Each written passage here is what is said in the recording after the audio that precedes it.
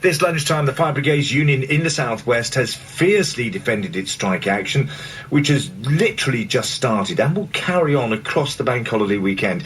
Now, it says workers are getting a raw deal on pensions and they've been forced to work for too long, but the government claims they have the best pension deal of all the public sector. Let's hear from Tam McFarlane.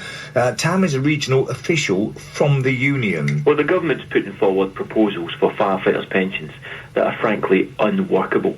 They're putting forward a normal pension age of 60, whilst at the same time knowing that firefighters, or two-thirds of firefighters, will not be able to meet the fitness standards at that age. That means that our members will be faced, quite frankly, with no job and no pension. That's why it's unacceptable. Well, the government says that the FBU has actually one of the most generous pension schemes in the whole public sector. I'm afraid the work of politicians up to now has made firefighters extremely angry. Your listeners will remember the floods that we've just gone through.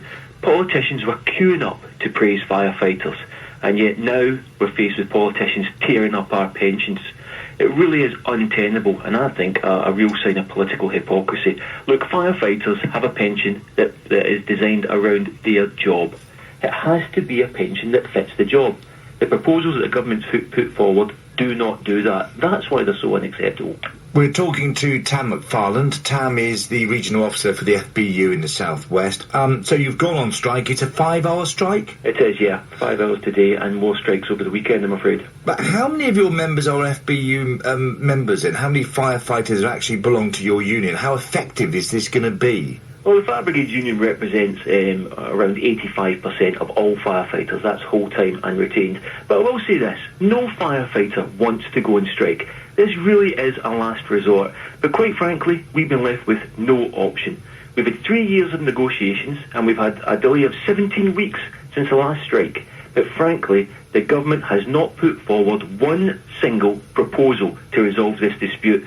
That's why we've been left with no choice.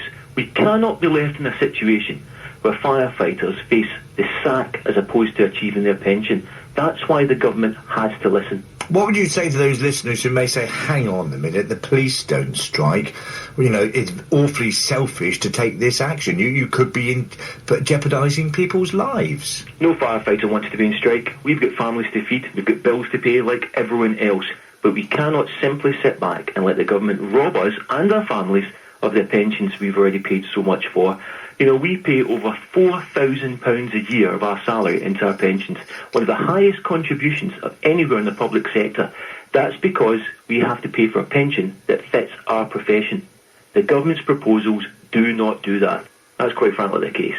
Look, we are fighting for a pension that's fit for purpose. That's what we're doing. We've tried to resolve this through talks, and your listeners will be aware that it's been 17 weeks since firefighters last went on strike. We have done everything we possibly can to resolve this through negotiation. How many offers have we had?